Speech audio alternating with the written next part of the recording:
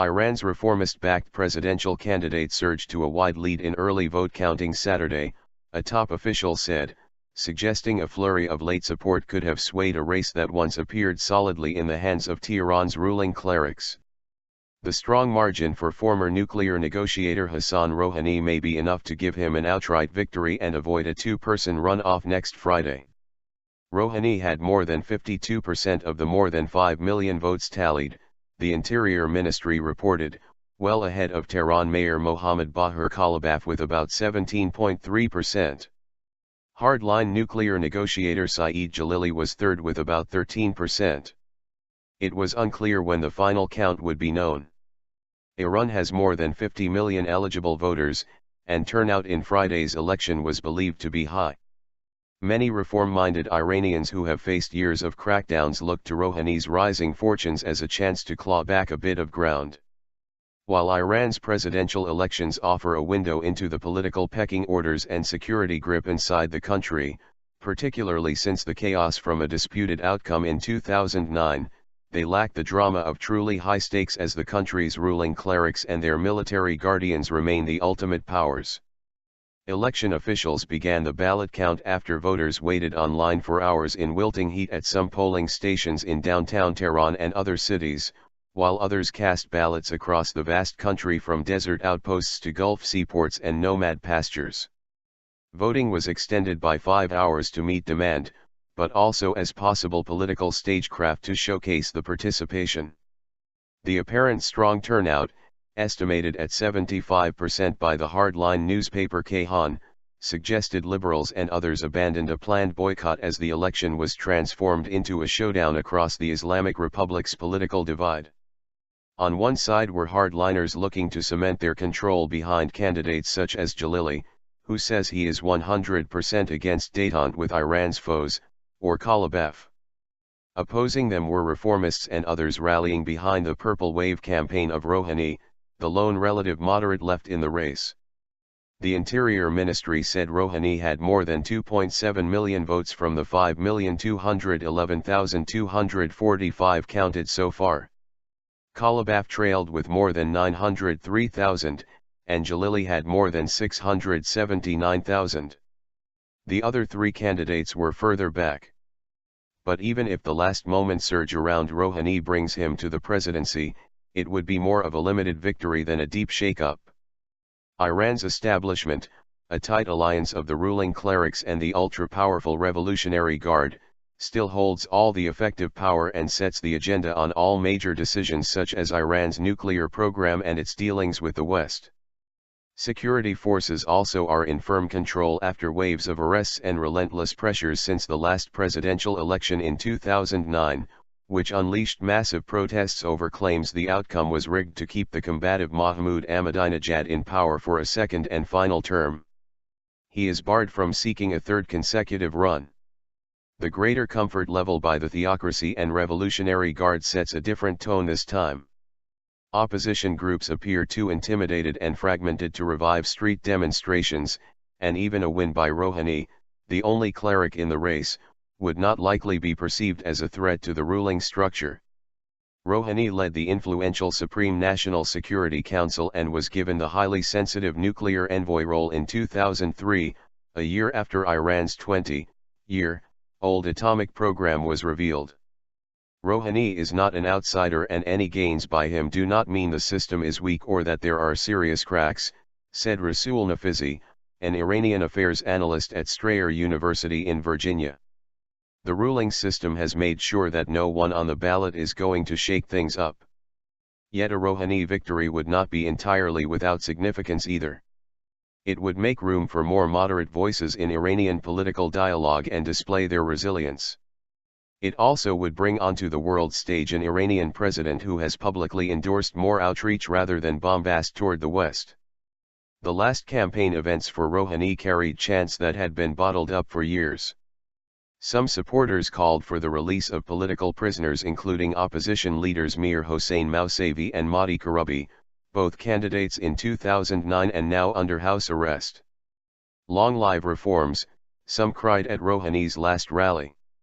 The rally was awash in purple banners and scarves, the campaign's signature hue in a nod to the single-color identity of Mousavi's now crushed Green movement. "My mother and I both voted for Rouhani," said Saeed Jalili, a university student in geography, after casting ballots at a mosque in West Tehran. In the Persian Gulf city of Bandar Abbas, local journalist Ali Reza Khorshidzadeh said many polling stations had significant lines and many voters appeared to back Rouhani. Just a week ago, Rouhani was seen as overshadowed by candidates with far deeper ties to the current power structure, Jalili and Qalibaf, who was boosted by a reputation as a steady hand for Iran's sanctions-racked economy. Then a moderate rival of Rouhani bowed out of the presidential race to consolidate the pro-reform camp. That opened the way for high-profile endorsements including his political mentor, former President Akbar Heshmi Rafsanjani, who won admiration from opposition forces for denouncing the post-election crackdowns in 2009. This, too, may have led to Rafsanjani's being blackballed from the ballot this year by Iran's election overseers, which allowed just 8 candidates among more than 680 hopefuls. Iran has no credible political polling to serve as harder metrics for the street buzz around candidates, who need more than 50% of the vote to seal victory and avoid a runoff. Journalists face limits on reporting, such as requiring permission to travel around the country. Iran does not allow outside election observers. Yet it's clear that fervor remains strong for Rouhani's rivals as well. Qalibaf is riding on his image as a capable fiscal manager who can deal with the deepening problems of Iran's economy and sinking currency. Jalili draws support from hardline factions such as the Revolutionary Guard's paramilitary corps, the Basij. His reputation is further enhanced by a battlefield injury that cost him the lower part of his right leg during Iran's 1980-88 war with Saddam Hussein's Iraq, which at the time was backed by the United States. "We should resist the West," said Tehran taxi driver Hasan Rowhani, who supported Jalili. Iran's supreme leader, Ayatollah Ali Khomeini, has not publicly endorsed a successor for Ahmadinejad following their falling out over the president's attempts to challenge Khomeini's near-absolute powers. Ahmadinejad leaves office weakened and outcast by his political battles with Khomeini, yet another sign of where real power rests in Iran. The election overseers also rejected Ahmadinejad's protégé Esfandiar Rahim Mashi'i in apparent payback. The usually talkative Ahmadinejad gave only a brief statement to reporters as he voted and refused to discuss the election. Khomeini remained mum on his own choice even as he cast his ballot. He added that his children don't know whom he backs. Instead, he blasted the US for its repeated criticism of Iran's clampdowns on the opposition and the rejection of Rafsanjani and other moderates from the ballot. "Recently I have heard that a US security official has said they do not accept this election," Khomeini was quoted by state TV after casting his vote. "Okay, the hell with you." By many measures, this election is far removed from the backdrop 4 years ago. Iran's security networks have consolidated near blanket control, ranging from swift crackdowns on any public dissent to cyberpolice blocking opposition internet websites and social media.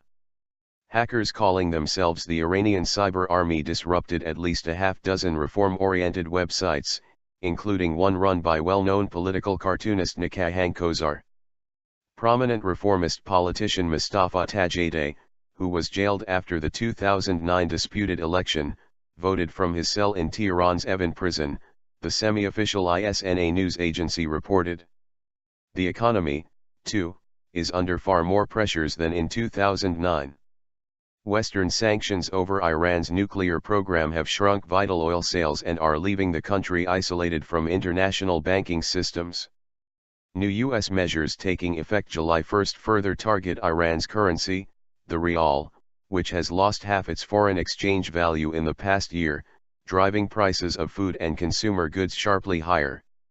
Outside Iran, votes were cast by the country's huge diaspora including Dubai, London and points across the United States. "I hope we take a step toward democracy," said Behzad Kajavi, a 29-year-old doctoral candidate in physics from Boca Raton, Florida, as he voted in Tampa for Rouhani. In Paris, a 25-year-old Iranian student, Sarab Labib, voted at his nation's consulate while a small group of protesters gathered across the street. "It's our country. It's our future," he said. "In any case, even a little change could influence our future.